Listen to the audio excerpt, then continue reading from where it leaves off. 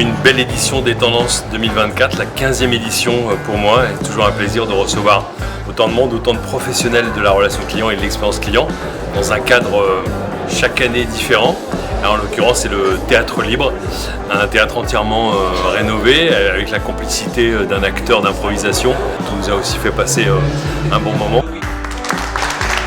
Et puis la chance d'avoir 3 partenaires de choix avec Commerce, KPM et puis Smart Tribune. Je vous souhaite la bienvenue à la 15e édition des Tendances Clients. En tant que fondateur dans l'entreprise, j'ai toujours considéré qu'au-delà des clients que je devais servir, une entreprise elle a une vocation à s'inscrire dans un territoire. Elle doit être responsable vis-à-vis de la société et vis-à-vis de l'environnement.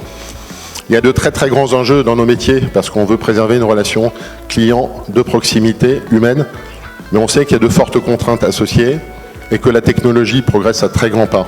Et je cite ici l'IA générative qui effectivement va nous permettre peut-être demain de faire le téléconseiller 2.0 comme on dit. Je suis assez curieux, j'ai eu l'occasion de faire un petit sondage. J'adorerais savoir qui connaît ce tracker, qui l'a déjà vu, qui, si vous aviez eu la gentillesse de lever les mains.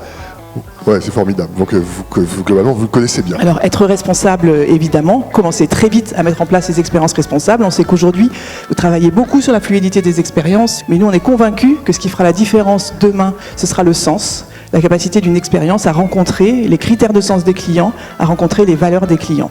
Et donc, ces petites lignes, vous les connaissez en tant qu'expert de la relation client. Ces petites lignes, c'est souvent le juridique, la logistique, le marketing qui vous les impose.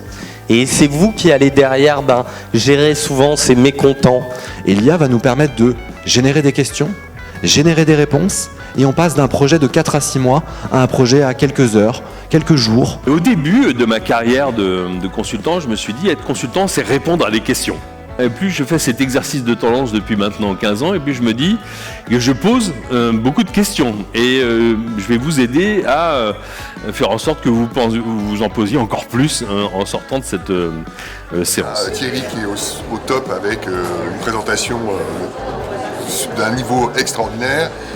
C'est à la fois très informatif, c'est très vivant, c'est très drôle. Il y a du fond, il y a de la forme.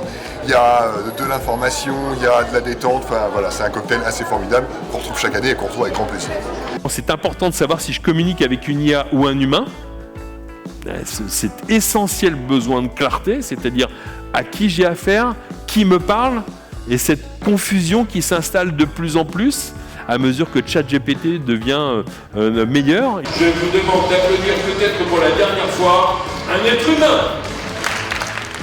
Bonjour, Madame Kimball. Oui, j'ai votre nom qui apparaît sur mon écran. Dernier cri. L'IA n'est pas un remplaçant, mais plutôt une aide pour le conseiller qui va lui permettre d'avoir un travail peut-être moins pénible, mais et aussi qui va lui permettre faire moins d'efforts, d'être plus efficace. Ça, c'est ce qu'a permis toute cette conférence ce matin. Le premier pilier, le premier critère, la première attente des Français, c'est l'effet surprise.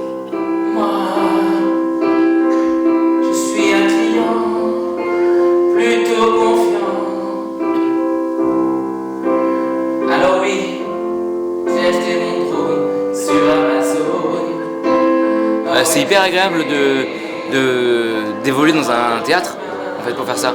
Donc c'est trop cool parce que ça crée un climat d'écoute entre les spectateurs, les spectatrices et les personnes qui prennent la parole qui est hyper agréable.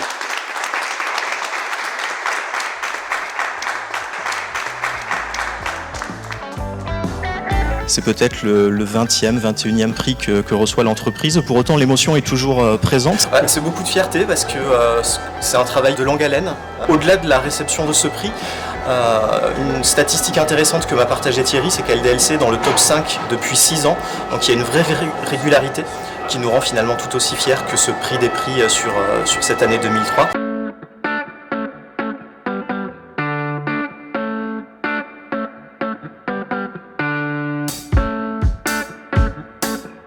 J'ai envie, sur cette fin d'année, de retenir une note positive qui est très utile dans nos métiers de la relation client, c'est le sourire.